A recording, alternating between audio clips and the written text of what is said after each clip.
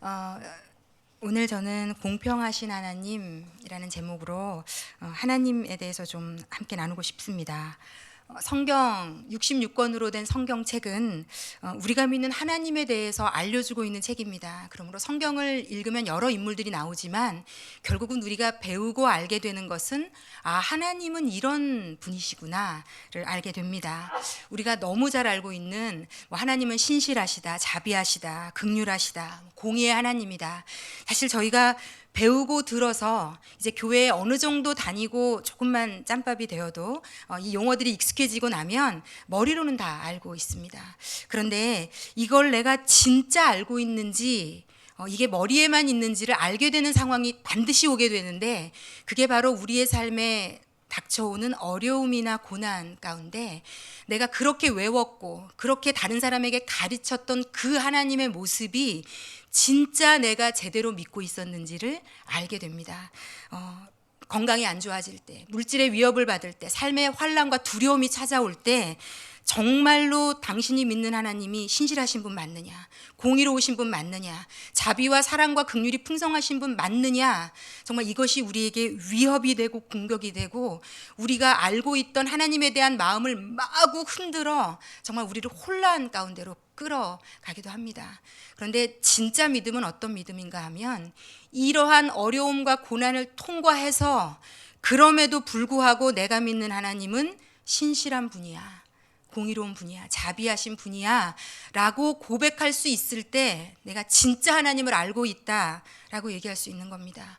많은 사람들이 머리로 아는 하나님을 내가 진짜 알고 있다라고 많은 경우 착각합니다. 그런데 하나님은 만홀히 여기심을 받는 분이 아니시라 속일 수가 없습니다. 교회에서 직분이 올라가고 성경을 많이 알고 사람들을 가리키고 있다 할지라도 그 하나님이 진짜 내 하나님인지 하나님은 궁금하게 여기십니다.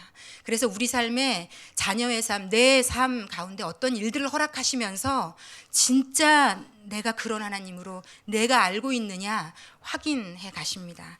그래서 우리가 너무 잘 알고 있는 고린도후서 13장 5절에도 이런 말씀이 있습니다. 저희가 이 구절은 다 함께 좀 읽어보도록 하겠습니다. 너희는 믿음 안에 있는가? 너희 자신을 시험하고 너희 자신을 확증하라. 예수 그리스도께서 너희 안에 계신 줄을 너희가 스스로 알지 못하느냐? 너희는 버림받은 자니라. 아멘. 우리가 하나님을 믿고 안다는 것은요, 눈에 보이는 그 어려움과 고난과 문제를 믿음으로 초월해 보는 경험이 반드시 필요합니다. 그때 내가 하나님을 진짜 안다라고 얘기할 수 있고요. 그렇게 내가 하나님을 경험한 그 영역에는 어떤 것도 나와 하나님 사이를 이간질할 수도 없고 가로막을 수도 없고 건드릴 수도 없게 됩니다. 제가 한 지금으로부터 7년 8년 전에 전도사 시절에 저희 남편이 뇌졸중으로 37의 나이에 뇌졸중으로 쓰러졌습니다. 아시는 분들은 제가 늘 예화를 들어서 잘 아시겠지만, 그때 제가 당시에 저희 교회에서 굉장히 말씀 잘 전하고 제가 맡은 부서들이 부흥하는 전도사라고 정말 예쁨 받고 칭찬받던 시절, 정말로 말씀 잘 전하던 시절입니다. 그런데 내 눈앞에 갑자기 이유 없이 37의 젊은 내 남편이 뇌졸중으로 응급실에 병원으로 실려간 이 상황, 제가 알고 있고 그렇게 전했던 하나님에 대한 것을 뿌리채 흔드는, 얼마나 혼란스럽던지 얼마나 어렵던지. 그런데 하나님께서 그 시간 동안 그 시간을 통과해 가면서 제가 진짜 제 머리로 알고 있고 아니면 잘못 알고 있었던 하나님의 모습을 다 바로잡아 주셨습니다. 그래서 37의 나이에 우리 남편이 뇌졸중으로 쓰러진 게 내가 저주받은 게 아니구나. 이 사건이 하나님이 나를 사랑하지 않아서 일어난 사건이 아니구나. 이 사건마저도 나에게 복이 될 수 있구나. 정말 낱낱이 받아 가졌습니다. 그리고 이 경험은 이 영역에 있어서 누구도 저를, 하나님과 저 사이를 건드릴 수 없습니다. 이것만큼은 제가 하나님 앞에 확실히 받아가진 제 하나님의 모습이 됩니다. 이와 마찬가지로 우리에게는 이런 진짜 내가 하나님을 만난 머리가 아닌 실제 삶의 하나님의 살아계심을 목도한 경험이 필요하고, 그것을 믿음이라고 믿음이라고 얘기합니다. 교회 열심히 다니고 봉사하는 것이 믿음 아닙니다. 하나님을 얼만큼 아느냐가 믿음입니다. 그래서 제가 그때 그 사건 이후로 정말 겸손해졌습니다. 하나님은 무궁무진하신데 내가 알고 있는 하나님은 요거밖에 안 되는데 아는 척했구나, 교만했구나, 까불었구나. 그래서 지금은 제가 아직도 경험하지 못한 너무나 놀라운 하나님의 모습이 있다는 걸 알고 있기에 하나님을 더 알기를 소원하게 되었습니다. 신약에 사두개인이라는 아주 귀족 종교 지도자 그룹이 있었습니다. 이 그룹은 모세 오경을 달달달달 외우고 알고 있는 그룹들이거든요. 그런데 이 사람들이 부활에 대해서, 왜냐하면 구약에는 부활을 얘기하고 있지 않습니다. 그래서 부활에 대해서 믿지 않았기 때문에 아무것도 부활에 대해서 일도 모르면서 예수님을 공격을 합니다. 이걸 가지고 정말 무식하면 용감하다, 딱 맞는 표현인데요. 그때 예수님이 이들을 향해 한마디 딱 얘기하시는 것이 있는데 마태복음 22장 29절에 이렇게 말씀하십니다. 예수께서 대답하여 이르시되 너희가 성경도 하나님의 능력도 알지 못하는 고로 오해하였도다, 이렇게 얘기하십니다. 우리가 성경도 모르고 하나님의 능력을 모르면 하나님을 오해하게 되어 있습니다. 그리고 역으로 하나님을 우리가 제대로 알지 못하고 오해하면 하나님의 능력이 우리 삶 가운데 드러날 수가 없습니다. 그리고 사단은, 그래서 사단이 하는 가장 주된 업무가 있습니다. 이 땅에서 우리가 하나님을 오해할 수 있게, 모든 어려움과 고난과 문제가 일어날 때마다 하나님을 오해하고 원망하도록 우리를 이끌고 갑니다. 그래서 제가 놀라운 것을 경험하게 되는 것은요, 우리가 하나님에 대한 이 오해가 풀어지는 곳에 우리 삶에 놀라운 역사들이 찾아오게 됩니다. 사실은 우리가 하나님을 제대로 인식하지 못하고 오해하고 있어서 우리 삶에 여전히 문제가 있는 부분들이 정말 많이 있습니다. 그래서 호세아서라는 구약에 이렇게 얘기합니다. 하나님이 이 백성이 나를 아는 지식이 없어서 망하는도다, 이렇게 안타까워하십니다. 뭐가 다른 것 때문에 이들이 망한다고 하나님 얘기 안 하시고요, 하나님이 나를 제대로 몰라서 이들이 지금 망가져가고 있다라고 얘기하십니다. 그래서 우리가 하나님을 제대로만 알 수 있으면 우리의 인생은 달라질 수 있습니다.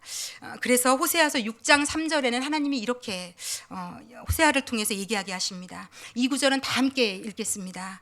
그러므로 우리가 여호와를 알자, 힘써 여호와를 알자. 그러므로 우리가 하나님을 힘써 알기를 사모했으면 좋겠습니다. 그래서 저도 제가 하나님께 가장 많이 하는 기도, 하나님 더 알고 싶습니다.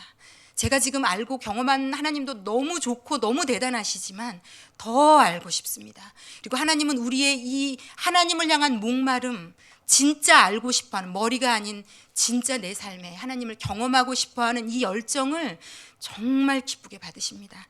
왜냐하면 하나님은 우리가 지금보다 더 하나님을 경험하기를 우리보다 더 원하고 계신 분이시기 때문입니다.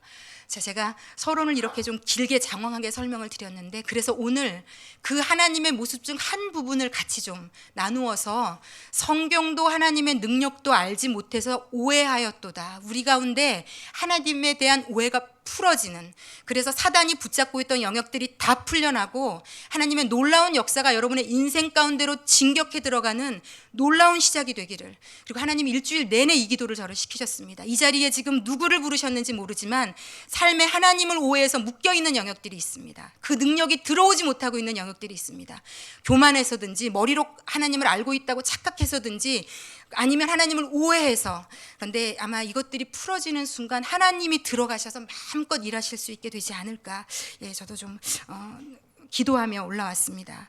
오늘 제목대로 하나님이 공평하시다는 것에 대한 것을 좀 여러분에게 나눠드리고 여러분 안에 있는 오해를 좀 풀어드리고 싶습니다. 우리가 하나님이 공평하시다 머리로는 다 알고 있습니다. 누가 하나님을 감히 불공평해 라고 얘기하겠습니까? 시편이 수없는 시들이 하나님은 공평하다라고 찬양을 하고 있습니다. 공평하신 하나님, 제가 다른 부제로 다른 것은 차별하시지 않는 하나님, 비교하지 않으시는 하나님. 그런데 우리는 이 땅에 비교하지 않고 차별받지 않는 순간을 단 한 번도 경험해 본 적이 없습니다. 그래서 우리는 진짜 이 말 뜻이 뭔지 사실은 모르는 채로 이 땅에서 살았습니다. 부모에게도 제가 저희 어머니 학교 하는 부모들에게 어머니들에게 가장 아프게 호소하는 것이 자기 뱃속으로 낳은 애들을 차별을 하시더라고요. 둘째, 셋째는 예쁜데 첫째는 그렇게 안 예쁘시다며. 정말 이 세상에 아이들에게는 그것만한 상처, 그것만한 못할 짓 맡겨주신 부모로서 이것만큼 해서는 안 되는 일은 없거든요. 그런데 우리 아버지는 그런 분이 아니시거든요. 자, 머리로는 알고 있는데 진짜 여러분의 삶에서도 그렇게 인정하고 계십니까? 오늘 본문이 여호수아서 땅 나누기를 마쳤을 때입니다. 그러니까 출애굽해서 가나안 땅에 들어와서 나머지 마지막 7지파가 땅을 다 제비 뽑아서 나누어 가진 결론의 말씀을 오늘 같이 읽은 부분입니다. 그런데 마지막 7지파가 땅을 나눌 때 제가 예전에 믿음이 어릴 때 의문이 들었던 적이 있습니다. 왜냐하면 이 7지파가 땅을 제비 뽑아서 나눴는데 이스라엘이라는 나라는 땅마다 너무 현격한 차이가 납니다. 어떤 지파는 제가 보니 해안에 있는 평화지대를 받았습니다. 그런데 어떤 지파는 북부에 있는 산악지대를 받게 되고, 또 어떤 지파는 호숫가에 있는 평원을 받게 되고, 또 어떤 지파는 아주 험한 산지 고원이라 비도 잘 안 오고 너무 척박하고 똑같은 시간과 에너지를 들여서 농사를 지어도 결과가 다를 수밖에 없는, 너무 불공평한 일 아닙니까? 제가 이런 생각이 들더라고요. 그리고 이것이 지금 저희에게도 마찬가지일 거라고 생각합니다. 내가 태어났더니 내 부모는 가난하고 못 배운 부모. 내가 선택한 일이 아니거든요. 왜 나는? 저 사람은 저렇게 좋은 부모 만나서 금수저 물고 태어나 행복하고 나는 아둥바둥 똑같이 살아도 빚 갚느라고 이런 삶을 살아야 되고, 제가 아주 어릴 때 믿음이 없을 때 제가 아버지가 굉장히 엄격하셨기 때문에 자상한 아버지를 가진 친구들을 너무너무 부러워했었어요. 그리고 제가 1970년생인데 제가 초등학교 때만 해도 저희 나라가 그렇게 잘 살지 않았습니다. 그래서 저희 이모들이 다 미국으로 이민 가서 사셨는데 그 한 번씩 올 때마다 가지고 오는 미국의 물건들은 정말 좋았었거든요.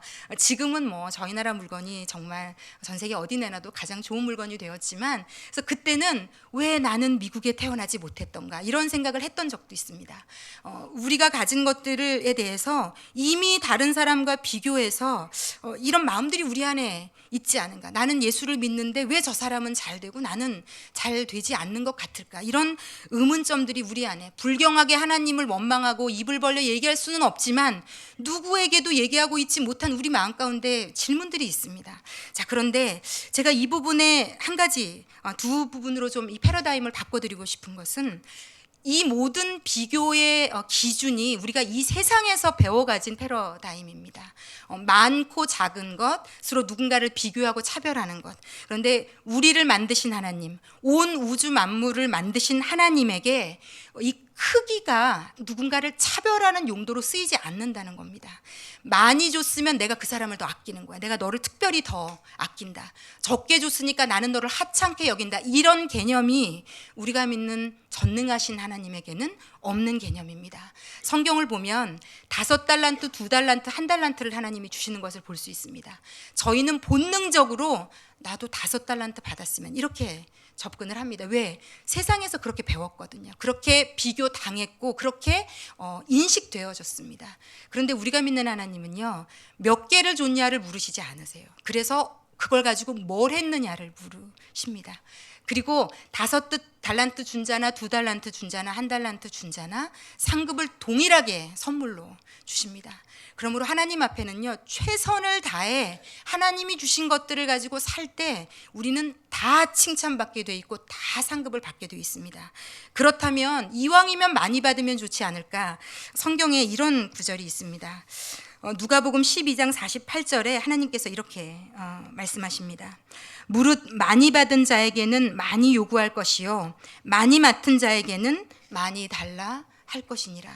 하나님이 이 땅에 우리가 또 한 가지 정확하게 알아야 되는 것은, 하다못해 외모로부터 시작해서 공부 잘하는 능력, 부모의 가지고 있는 재력, 이 모든 것들, 우리가 지금 가지고 있는 것들 하나님이 전부 다 맡기신 것이라고 얘기합니다. 내 것은 없습니다. 이 땅에 다 맡기신 것입니다. 맡기신 것이라는 의미는 마지막 날에 맡긴 분이 계수하는 날이 온다는 얘기입니다. 그러므로 많이 가지고 누리시는 분들에게 하나님이 주시는 영적 책임감을 느끼셔야 됩니다. 왜냐하면 많이 준 자에게 많이 달라고 하실 겁니다. 내가 이렇게 많은 부와 명예를 줬는데 이걸로 뭐 하다 왔니? 만약에 우리 하나님이 마지막에 이 계수를 안 하시면요, 그냥 이 땅에서 최대한 많으면 좋은 거고요, 최대한 행복하게 많이 누리고 살면 좋은 겁니다. 그런데 우리는 이 땅의 삶을 마감하는 날이 옵니다. 그리고 영원히 사는 시간이 있는데 그 영원의 시작점에 이 땅에서 맡겨주신 것으로 뭘 하고 왔나로 내 영원의 삶이 결정됩니다. 그래서 아마 이 판도가 완벽하게 달라지는 것을 우리가 하늘나라에서 목도하게 될 거라고 생각합니다.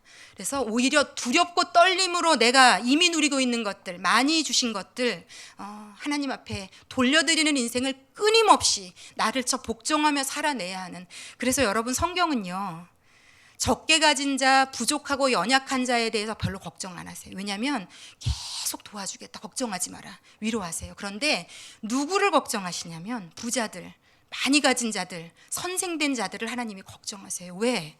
이거 다 가지고 하나님 떠날까 봐, 잘못 살까 봐, 그래서 마지막 날에 안 가지니만 못한 인생으로 살까 봐 하나님이 이게 걱정하세요. 성경을 전체를 돌아보면 그래서 아까 제가 오늘 나눠드린 본문도 마찬가지입니다.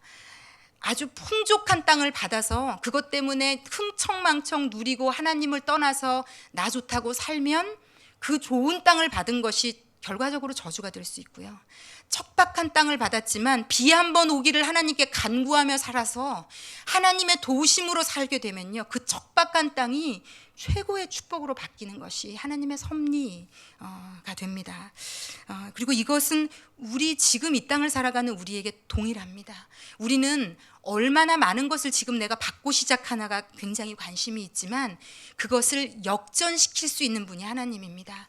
제가 성경을 통해 하나님의 가치관을 받아가지면서 정말 우리가 믿는 하나님 너무 좋은 분이다, 막 배워서 알고 자랑하고 싶어요. 제가 어머니 학교 하면서 지금 불신자들이 12명이 와 있는데 하나님을 얼마나 자랑하는지 몰라요.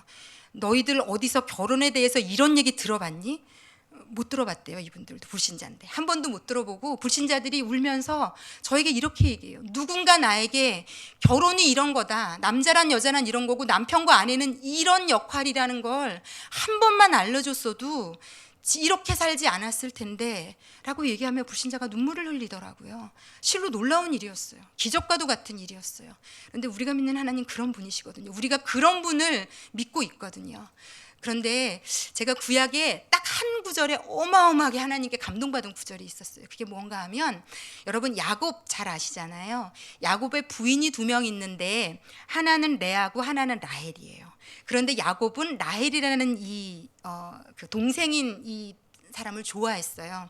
그리고 성경이 얘기하기를 레아는 좀 안 이뻤나 보더라고요. 굳이 성경이 그걸 얘기를 하고 있더라고요. 시대를 막론하고 안 이쁘면 별로 힘든 것 같아요.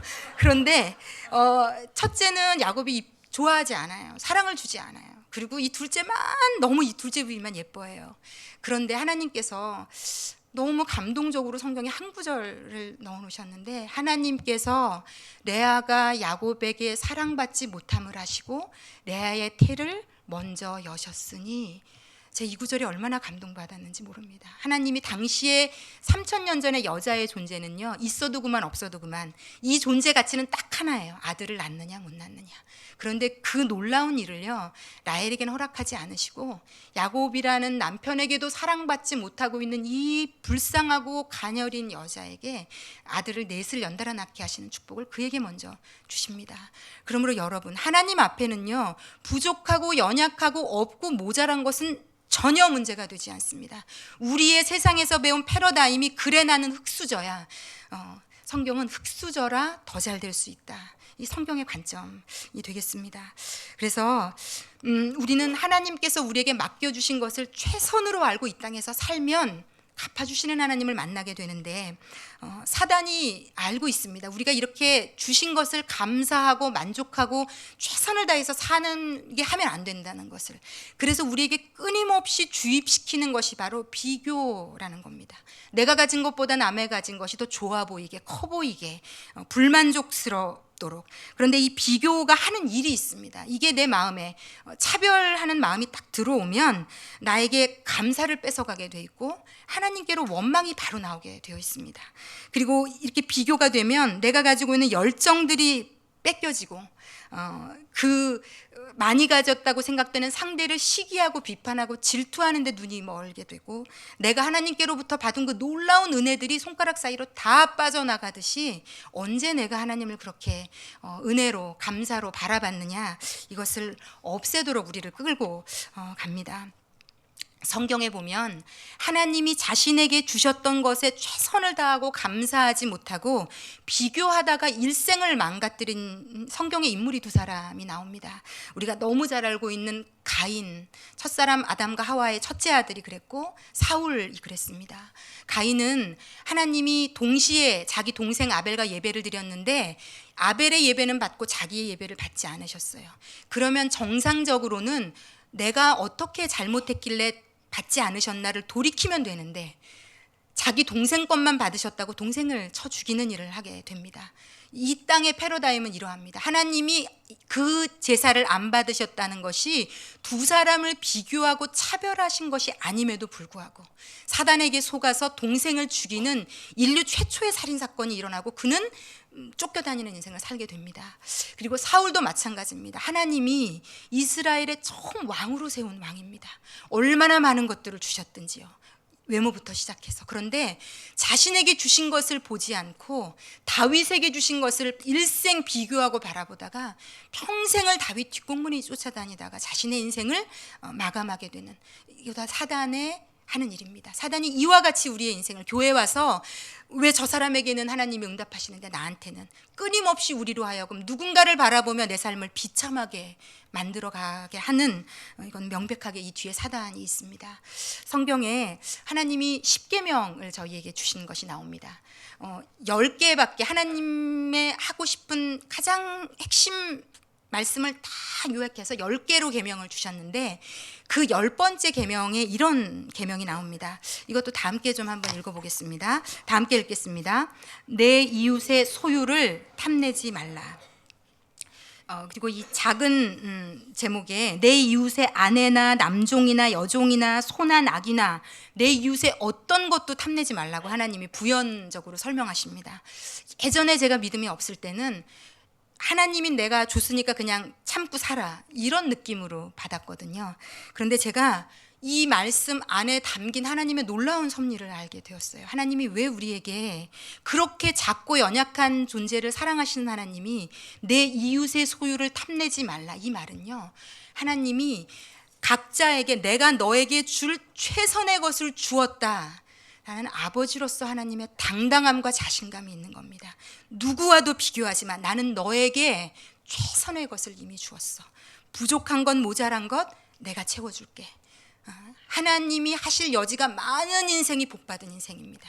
그리고 하나님의 그 당당함이 누구랑도 비교 안 해도 돼. 너의 배우자, 네가 소유한 것, 받은 것, 그것이 어떻든지 간에 내가 해결해 줄게라는 아버지의 사랑의 음성이 있습니다. 그래서 진짜 이 공평하신 하나님에 대한 것이 영혼에 살아있는 사람에게 생기는 것들이 있습니다. 여러분이 체크해 보실 수 있습니다. 지금 내가 내 삶에 만족하고 있는가, 자족하고 있는가, 하나님이 공평하시다는 것, 내 삶에 주신 것이 최선이라는 것을 영으로 깨달아서 경험한 사람은요, 누구와 자신을 함부로 비교하지 않습니다. 그렇기 때문에 내 삶에 만족과 자족이 끊임없이 올라옵니다. 그래서 만약에 자식이 되었든 배우자가 되었든 물질이 되었든 건강이 되었든 내가 자족이 안 되는 영역이 있다면 그 영역을 가지고 하나님 앞에 가지고 나가셔야 됩니다. 그러므로 그 영역 가운데 하나님의 놀라운 역사를 경험하실 수 있는 그런 여러분이 좀 되셨으면 좋겠습니다. 제가 오늘 말씀을 막 묵상하고 준비하면서 우리 모두는요, 하나님이 진짜 공평하시다는 것을 우리 인생 가운데 알게 된 가장 큰 사건을 다 경험으로 가지고 있습니다. 그게 무엇인가 하면 우리가 구원받는 순간에 하나님은 우리 모두에게 동일하게 예수를 주셨어요. 예수님이 십자가에서 온 인류를 위해 피 흘리셨고 그 예수님의 피는 우리 모두를 구원합니다. 그런데 하나님이 너는 좀 괜찮으니까 내가 너에겐 예수를 주고 너는 좀 부족하니까 예수를 주자고 이렇게 차별하시지 않고요. 공평하게 이 땅에 생명과 호흡을 가지고 태어난 모든 인간에게 동일하게 예수를 주셨어요. 그리고 예수 믿는 자에게 동일한 성령을 선물로 주셨습니다. 그래서 우리가 한 가지 알아야 되는 것은요, 우리가 예수를 믿었다는 것은 무슨 의미인가 하면요, 내 외모, 학벌, 부모, 지위 그 고하를 막론하고 예수 믿는 그 순간 우리는 전부 끌려 나와서요 똑같은 동일선상에 다 일렬로 서게 됩니다. 한 사람도 빠짐없이. 우리가 지금까지 가지고 이 땅에서 누렸던 건 못 누렸던 것이 제로섬이 되는 순간입니다. 많이 누렸던 것도 사도 바울이 이렇게 얘기합니다. 그가 예수를 만나는 순간 최고로 많이 배우고 많이 누렸던 그가 그걸 배설물, 제로섬, 예수님 앞에 그대로 동일한 선상에 가난했고 비참했고 슬프고 상처 많고 동일하게 똑같은 출발선상에 하나님이 끌어올려서 그 선상에 서게 하십니다. 그러므로 지금 우리의 싸움은 어떤 싸움인가 하면요, 동일선상에 서서 누가 나는 죽고 더 예수로 사는가의 싸움입니다. 지금부터 우리가 하늘나라 갔을 때 누가 상급을 받고 못 받는가는요, 내가 이 땅에서 어떻게 살았느냐가, 얼마나 누리고 살았느냐가 아니라 뭘 가졌든 못 가졌든 얼마나 이 예수를 경험하고 누리고 이 예수로 살았느냐, 이것으로 결정됩니다. 그러므로 우리는 다 공평합니다. 똑같은 예수를 받았기 때문에, 똑같은 성령 안에 있기 때문에. 그러므로 예수는요, 우리 인생의 모든 고난, 어려움, 아픔, 불공평한 순간에 유일한 답입니다. 해결책입니다. 제가 이걸 좀 예화를 들어서 여러분에게 설명을 드리고 싶습니다. 제가 한 3, 4년 전쯤에 저희 교회에 한 40대 초반 된 성도분, 아이가 중3일 때, 외아들인데 중3입니다. 제가 오늘 이 예화를 써도 되는지 어제 전화를 걸어서 여쭤봤어요. 왜냐하면 40대 초반에 남편분이 잠깐 일하다가 집에 들어오셔서 쉬시는데 심장마비로 돌아가셨어요. 3, 4년 전쯤. 그래서 이분이 퇴근하고 집에 와서 침대에 죽어있는 남편을 발견하시고 119에 전화하고 저에게 전화, 아직도 제가 좀 잊을 수가 없는. 그래서 제가 이런 이제 얘기라 나눠도 될지 제가 어제 전화 걸어서 여쭤봤거든요. 그랬더니 제가 어제 이분의 대답이 너무 제가 어제 울컥했어요. 목사님 얼마든지 얘기하시라고, 영광이라고, 너무 감사하다고. 이게 3, 4년 전에 이유도 없이 남편을 떠나보낸 아내가 할 수 있는 고백이 아니거든요. 제가 어제 확실히 알았어요. 이분에게 공평하신 하나님, 차별하지 않으신 하나님이 이미 이분 영혼 안에 자리 잡고 있구나. 이건 누구도 흔들 수 없는 경험으로 받아가진, 성경도 하나님의 능력도 알지 못해서 오해하는 우리들 가운데 극복해낸 놀라운 능력이 되셨구나, 제가 알게 되었습니다. 그런데 저에게 전화를 제가 받고 막 우시면서 목사님 저희 남편이 죽었어요 하는데 제가 해석이 안 되더라고요. 이게 무슨 말이지? 집에 왔더니 저희 남편이 죽어 있어요. 그리고 이제 끊고 제가 운전을 해서 동탄에 사시는데 가는데 너무 떨려가지고 운전도 못 하겠고 뭐라고 가서 얘기해야 될지도 모르겠고 정말 너무 혼란스러웠거든요. 그리고 이제 그 집에 딱 가서 위로해드리고 이제 장례식 날, 제가 발인하는 날, 셋째 날 제가 예배를 인도하게 되었습니다. 제가 하나님께 너무 물어봤어요. 하나님, 40대 초반에 남편 잃고 중3 나이에 아빠 잃은 이 가정에 제가 가서 뭐라고 말해야 되냐고, 뭐라고 얘기해 줘야 되냐고, 뭐라고 얘기해야 될지 모르겠더라고요. 여러분 뭐라고 얘기해 주시겠습니까? 하나님께 치열하게 물었어요. 그랬더니 하나님은 하나님이시잖아요. 저에게 답을 주시더라고요. 제가 책의 내용을 하나 지금 예화를 소개시켜 드릴 텐데, 제가 저희 교회 이제 부목사님들이 다 어디론가 가시고 홀로 남은 부목사가 된 그 시절에 장례를 자꾸 인도를 해야 되는데 여자 목사가 장례를 인도하는 게 어려웠어요, 마음에. 왜냐하면 안 믿는 사람들은 웬 저 여자가 서서 저 젊은 여자가 뭐 하려고 저기 지금 서 있나 막 이런 눈길로도 막 쳐다보시고 해서, 그래서 제가 이제 책을 하나 구입을 했는데 제목이 성도의 불행에 답하다, 이런 책을 제가 하나 구입을 했었거든요. 근데 제가 그날 기도하고 답답한 마음에 이 책을 들쩍거리는데 앞에 예화가 하나 나와 있는 겁니다. 제가 이 예화를 제가 그 예배 때 전했어요. 어떤 예화인가 하면 실화인데요. 미국에서 있었던 실화인데요. 어떤 아주 가난한 광촌에 사는 광부, 예수 잘 믿는 광부가 있었는데, 젊은 나이에 아직 결혼도 안 했는데 광산이 무너지는데 이분만 그 직격탄을 맞고 반신불수가 돼서 그 젊은 나이에 평생을 침대에 누워 있어야 되는 인생을 살게 된 분이에요. 그런데 이분이 이 믿음이 약해지지 않는 겁니다. 그 상태로 평생을 살아가면 늙어가는데 어떤 일이 계속 진행되고 있냐면, 젊은 나이에 크게 다쳐서 본인은 이렇게 살아가는데 자기와 같이 일했던 동료들은 결혼하고 가정 꾸리고 시간이 더 지나서 손자 손녀 데리고 있고, 자신의 그 광산 회사는 자신에게 제대로 보상도 해주지 않았는데 점점 더 번창해 가고, 그 회사는 가세가 기울고 몸은 더 안 좋아져 가는, 여러분은 이 상황에서 예수를 믿는다고 얘기하실 수 있겠습니까? 실로 놀라운 상황이죠. 그런데 이분의 믿음이 약해지지 않았던 거죠. 그래서 어떤 젊은이가 이렇게 사시면서도 믿음이 약해지지 않으신다고 제가 들었는데 어떻게 이러실 수가 있느냐고.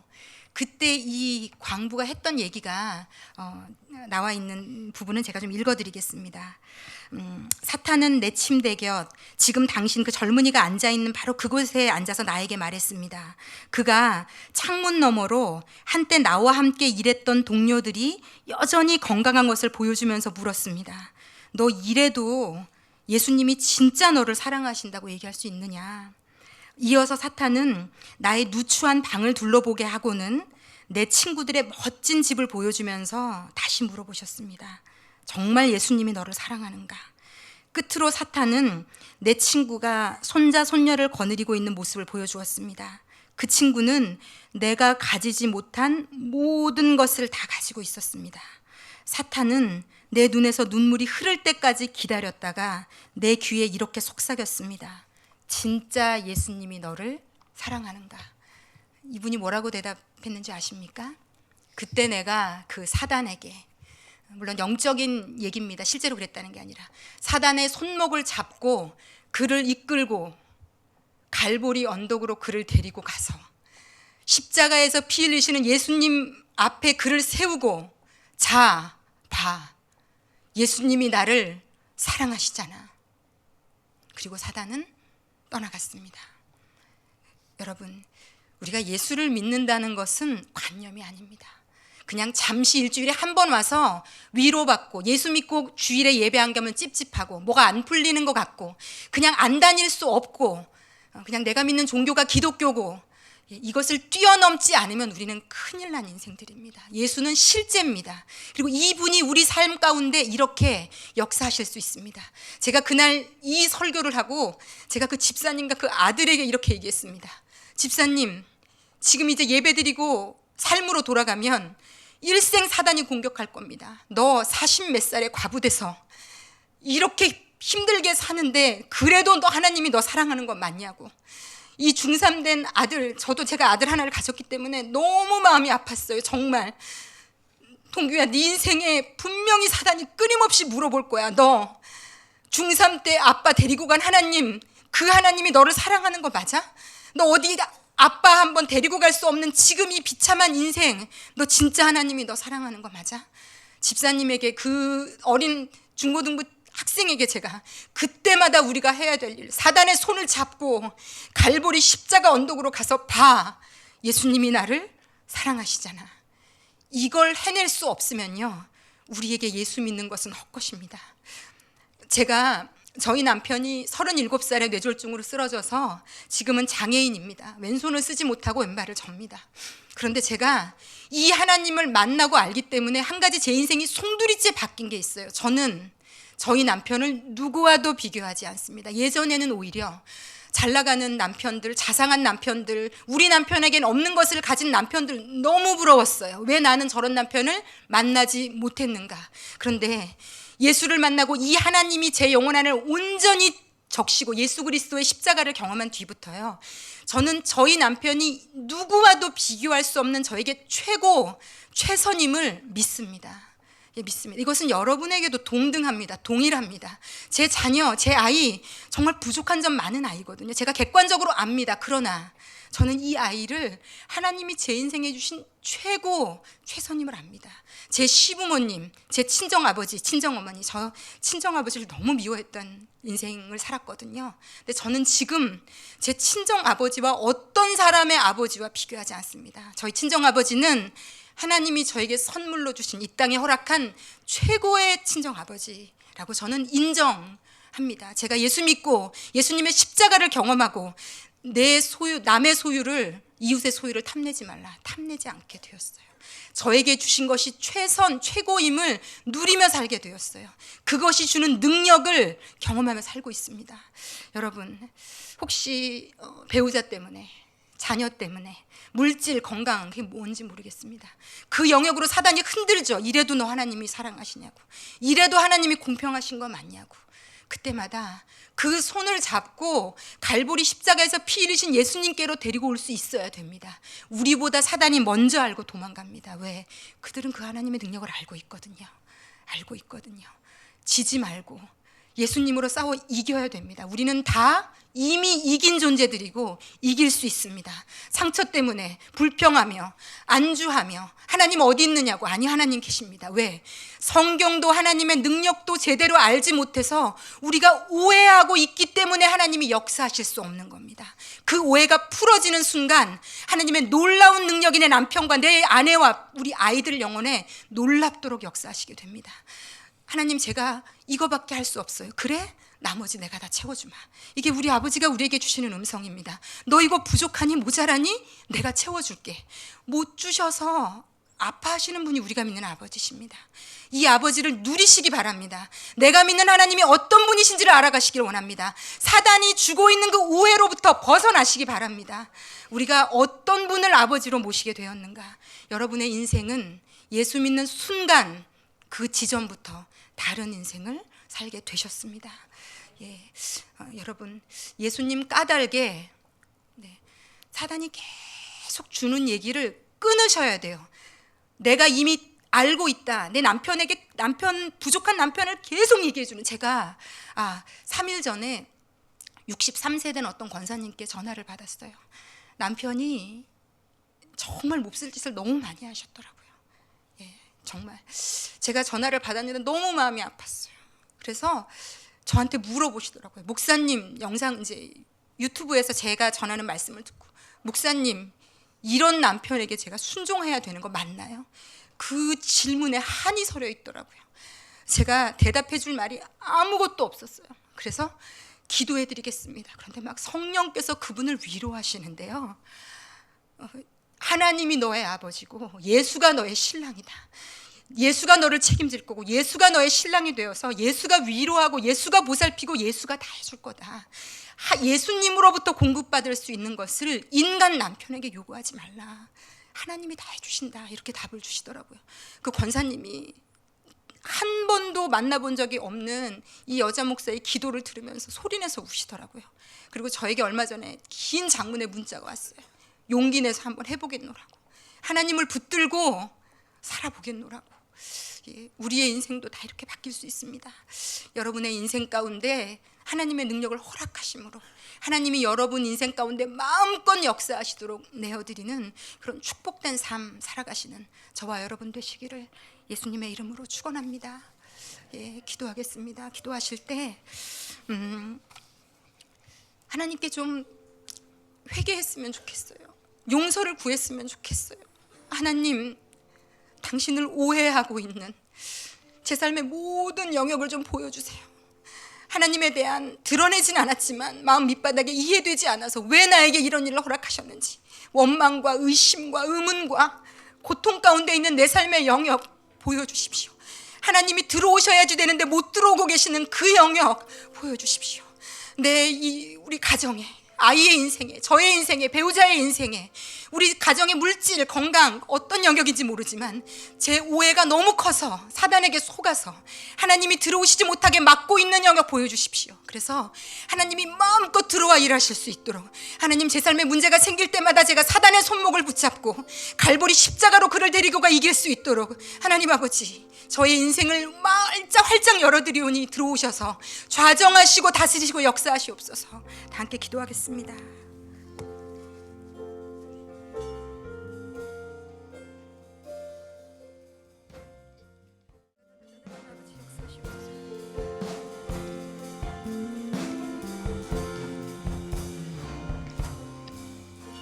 사랑하는 하나님 아버지, 오늘 이 예배를 통해 우리가 하나님에 대해 잘못 이해하고 오해하고 있는 모든 것들이 드러나기 원합니다.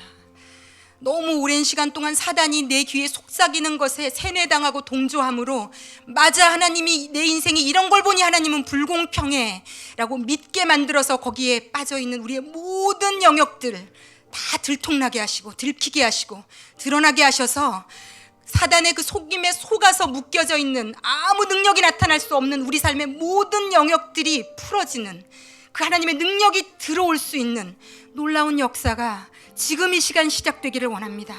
하나님, 당신이 사랑하는 자녀들의 모든 인생, 삶의 구석구석 가운데 하나님의 능력과 역사가 지배하고 다스리는 놀라운 시간들로 인도해 주십시오. 예수 그리스도의 십자가가 우리에게 능력임을 알게 하시옵소서. 하나님 아버지, 지금 이 순간부터 우리들의 인생이 달라지게 하시고 우리들의 삶이 예수로 충만하게 하시고, 우리가 어떤 분을 하나님으로 믿고 있는지 더 충만히 경험하고 알도록 예수 이름으로 축복해 주십시오. 감사를 드리며 예수님의 이름으로 기도했습니다.